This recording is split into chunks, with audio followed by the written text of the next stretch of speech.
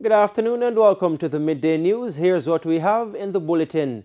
Dust nuisance complaints growing while some St. Thomas residents are hot. Learn more about the digital space, the word from the Consumer Affairs. And later in sports, Edwin Allen leads the way in Central Athletics Championships. I'm Giovanni Dennis and here are the details. Up first, the complaints about the dust and the traffic nuisance caused by the road project in St. Thomas are growing. Residents staged a protest recently to again call on the authorities to speed up the work. O'Shane Masters reports. A public show of frustration by residents of St. Thomas. We want road! We want road! The people say they have grown impatient with the pace of the road rehabilitation work, a point reaffirmed by the messages on their placards. We have been traveling on the road in a deplorable condition for almost 2 years. And we are not seeing the road is getting better at no point. Today they dig. We are so disappointed and embarrassed that the Jamaica 60 is coming on board and we do have a pretty done road to celebrate it. Some taxi drivers have reportedly stopped traveling certain routes due to the state of the roads and making it harder for commuters to go about their business. The people's other complaints include increasing medical and car repair bills. The dust. Right now my uncle is sick in a particular area in Red Hills and we cannot even take him out to sit just because of the dust that is affecting him. You take a 1 hour from Port Morant to reach the Morant Bay. And when you look on the roadside there, the dust, amusement, and the people in landscaping and all those things. And up to now, we don't hear nobody come out in the river and we're not hearing from the Minister of Works, nobody at all. For around 3 months now, we don't see nobody up on the road. It's on 1-1 snaddy, a patch, and at the lace on look at 1-1 black. And every time we fix the car front end, I chop off and thing. We can't get from move because the skid and gas school. The kid are more important than anybody else right now in school, what me know. Skid I get for reach at the yard night time. That not work out through right now. We want the road to fix up that. We can't get to do a thing. They are calling for a completion date from the authorities so that they can know when their lives will return to normal. The rehabilitation work includes road repair and water pipes installation through parts of St. Thomas and Portland. O'Shane Masters, TVJ News. To other news, the Consumer Affairs Commission is urging small business operators and consumers to learn more about the digital space before they begin to use digital currencies. Now, reporter Sandy Williams has been taking a closer look at the key debates about digital currencies and now joins us live. Sandy. Thanks, Gio. Now, this call from the Consumer Affairs Commission comes as the globe celebrates World Consumers' Rights Day under the theme Fair Digital Finance. Now, recently, Jamaica launched its own digital currency, joining countries like China and Sweden. But what exactly is digital currency? And is Jamaica ready for this new phase? I went searching for answers. The central bank digital currencies, CBDCs, have value just like physical currencies. Therefore, digital currency can be used to buy goods or pay for services, but in a digital form. I wanted to know what the Market District thinks about the use of digital currency. Right now, I'm in Spanish Town, St. Catherine, and so far there have been mixed reactions.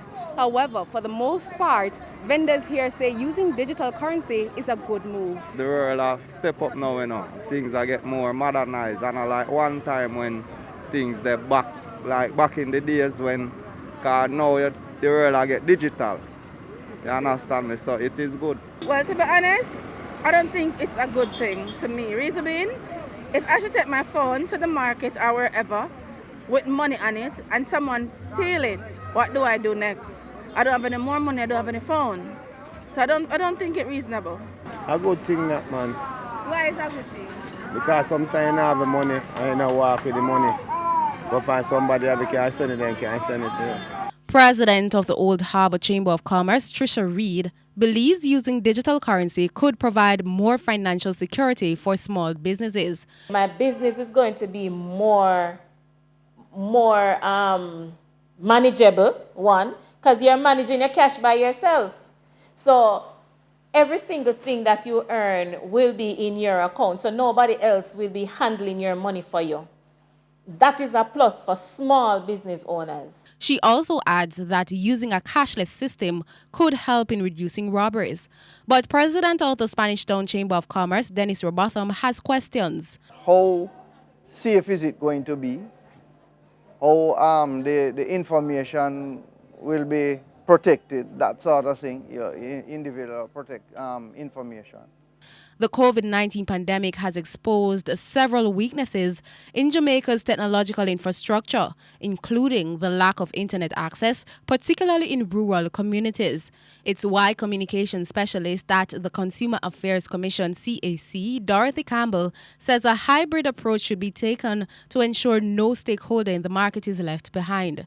I think the hybrid service of physical paper, physical space is important in order to phase in the population in accessing these kinds of services. So it can't be wholesale, and I don't think anyone would agree with offering wholesale digital services, because it means that you'll be losing out on your market, because the rural community are also considered part of the economic space. In the meantime, Ms. Campbell is encouraging consumers and small business operators to get acquainted with the digital space before using the platforms. Sandy Williams, TVJ News. Mental health issues and teenage pregnancies are among the list of concerns the health ministry is having with young people. It's the main reason for a new initiative to help provide adolescents, especially in St. Thomas. Since the COVID-19 pandemic, there has been a greater need for mental health care. But according to State Minister in the Health Ministry, Juliet Cuthbert-Flynn, a report from the Victoria Jubilee Hospital's teen clinic showed worrying stats in other areas, especially for girls 17 years and under. A look at the percentage of births per parish shows that for this age group, St. Thomas and Hanover were the parishes with the highest proportion of teen births, which was 8.4% of all births occurred to teens under 18 years old. And so now we know why we should be here today. The minister was speaking at the groundbreaking ceremony for a teen hub at the St. Thomas Municipal Corporation in Morant Bay. She noted that while other initiatives, including adolescent-friendly clinics, have been launched to help teenagers, there is still high dependency on adults for them to access these services. The St. Thomas Teen Hub initiative is endorsed by the Education Ministry, the Municipal Corporation, as well as the United Nations and the European Union. European Union Ambassador to Jamaica, Marianne Van Steen, notes that globally, the COVID-19 pandemic, as well as political and military conflicts, have had negative psychological and emotional impacts on teenagers and young adults. In this difficult context, I'm very pleased that under the EU-funded but the UN-implemented Spotlight Initiative, we were able to contribute to plans to create this teen hub here in St. Thomas, a facility which will support the provision of adolescent-friendly mental health support, sexual and reproductive health services to teenagers, but also it's going to be a place where young people can meet each other, can come and do their homework. The new St. Thomas facility will be the second teen hub in Jamaica. The first teen hub was launched in the Halfway Tree Transport Center in St. Andrew in 2017. In 2019, over 7,700 teenagers accessed services at the Halfway Tree Hub. In 2021, amid the COVID pandemic, some 3,300 persons accessed the services, highlighting the demand for the facility. Herman Green, TVJ News. And it's now time for a break here on the Midday News, but please stay with us. We'll have much more when we return. Welcome back. We're continuing the news. The Rudolph Elder Park in Morant Bay, St. Thomas is now the home of fast-speed internet. Stakeholders hope the facility will help ease the struggle of students, especially those working on school-based assessments. Sandy Williams reports. The internet facility at the Rudolph Elder Park was commissioned last week, just in time for the full return of face-to-face classes. The park is a favorite chill spot for students, so the internet is expected to be a particular benefit to them. If you need students who can represent your country and your nation, you come to St. Thomas, you find it here. All we ask is that we get the requisite infrastructure that we can utilize and we can boost and we can develop our community. And this initiative today tells me that you are aware that once you connect the dots with St. Thomas, you have a completed Jamaica. The police leadership gave a commitment to help ensure students and other residents can use their cell phones, tablets, and laptops without losing them to criminals. Now more than ever, we have to be monitoring the park. We have to be policing the persons in the park who are using the Wi-Fi, especially the students, right? I ask the parents, responsible citizens who are gathered here today, assist the police in monitoring the park, in monitoring the students who are using the park. And I appeal to the students who are gathered here this evening and others who are not here but will come here to use the public Wi-Fi. Say to them, be responsible. The infrastructure for the public Wi-Fi in at least one St. Andrew community has already been vandalized, thus prompting this call to residents. I do ask that you take care of this very, very important investment. 7 communities in St. Thomas will benefit from the free public Wi-Fi initiative that is being undertaken by the Universal Service Fund, USF. 3 of the facilities have already been installed. Sandy Williams, TVJ News. In the meantime, some 25 students at the Priory Primary and Infant School in St. Ann received well-needed tablets recently. The principal of the school says these students have been struggling to keep up with their schoolwork because of the lack of devices. He also said, like other schools, COVID-19 has affected students' learning. However, a program has been put in place to assist those who have been affected.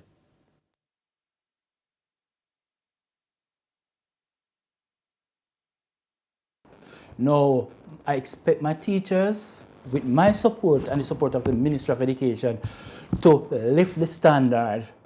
And so each month, each day, I'm expecting my teachers to lift the standard. So in reading, in literacy, in maths, all the core areas, my teachers, they have commit themselves to have extra lessons.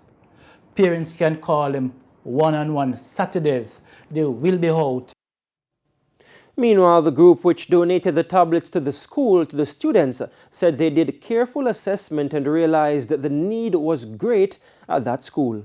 From the Ministry of Education talked today that COVID wasn't necessarily a bad thing, but I think it was COVID that sort of made us think, how about the children around us? Are they able to get online to continue their education? Are they losing out? We started thinking about it and it just grew into this. So we started collecting from various areas what we can, and this is what we have collected, and everything that was collected we present to Priory Primary School. Now, this woman said her son is one of several students who was having challenges because of the lack of device, so he's grateful. He broke 2 phones of mine, overloaded with my stuff and his stuff, schoolwork. So, you know, we happy now that he had received something a tablet to work with. And for the latest on the economy, here's Cody and Barrett with the Business Minute. Medium-sized enterprises, SMEs in need of working capital, are being advised to take advantage of the National Export-Import Bank of Jamaica, Exim Bank, Express Loan Facility. Exim Express is a short-term 90-day facility with a turnaround time of 7 days from application to disbursement of the loan. It allows entities to leverage their receivables to access funds needed to finance their daily business activities. Businesses can receive up to 75% of their receivables, up to a maximum of $10 million and a minimum of $2 million. Continued increase in feed and fertilizer prices. The Ministry of Agriculture and Fisheries says it has intensified its discussions to remove duties charged on some agricultural items in a bid to reduce the effects of rising costs for inputs due to the Ukraine-Russia crisis. It says some companies are exploring alternative sources of potassium, one element of fertilizers manufactured in Jamaica. It says channels in Africa are being explored. And that's it for the Business Minute. Time now for the top regional and international stories with Sandy Williams. In regional news, thousands of people have been affected by widespread flooding following heavy rains in the Dutch-speaking country of Suriname. Disaster officials said several rivers and creeks, predominantly occupied mainly by indigenous people and Maroons, have overflowed their banks. In numerous villages, mainly built along the banks, houses and other buildings such as service houses, schools and polyclinics, vehicles and excavators are underwater. Officials have reported that in some places, the waters have reached the ceiling of the buildings. On the international scene, Ukrainian President Volodymyr Zelensky has called on Russian forces to surrender. In his nightly TV address, he said Russian forces had suffered worse losses during their invasion of his country than in the Chechnya conflict.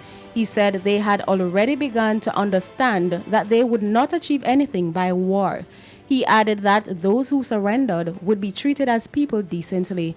Mr. Zelensky also paid tribute to the woman who interrupted Russian state TV news by holding up an anti-war sign. The Ukrainian president said he was grateful to those Russians who fought disinformation. Negotiations between Russia and Ukraine are expected to continue on Tuesday. And those were the top regional and international stories. I'm Sandy Williams. And we now head to a quick break. When we come back, Simon Preston will have the Midday Sports.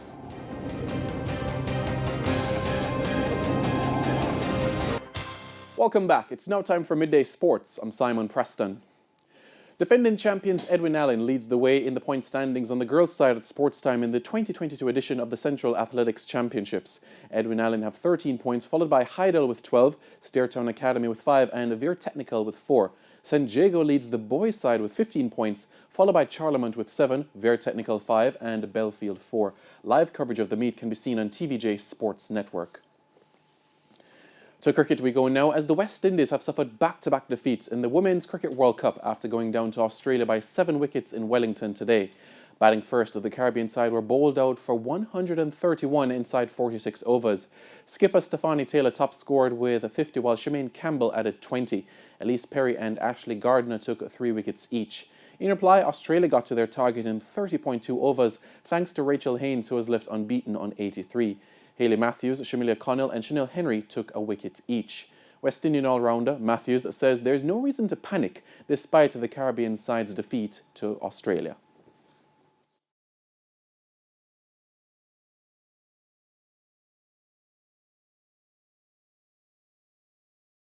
Look, coming into this tournament, we knew our first 4 games were probably going to be our 4 hardest. And look, I think we kind of said to ourselves, if we could get at least 2 or 3 wins out of these first 4 games, we'll be in a really strong position, and we've done exactly that. I think looking at the rest of the games, these are games that we should expect to win. And what's the good thing about it is that the tournament is still in our hands. If we go out there and we can win all 3 of our games, we'll be qualifying for these semifinals. So I don't think there's much pressure at the moment. We know that we have the kind of team, once we go out there and we play our best cricket, we'll get the wins on there. So yeah, no pressure, just a matter of going out there each and every day, taking it 1 game at a time. The Caribbean side will next be in action on Thursday evening against Bangladesh. And finally, this afternoon, for the first time in almost 2 decades, Jamaica will be hosting a regional rugby union tournament. They'll host the Rugby Americas North Under-19 Men's and Women's Championship from July 14 to 17 at the University of the West Indies. Chairman of the Jamaica Rugby Football Union, Jeremy Brunswick, is delighted to secure the hosting of this international competition.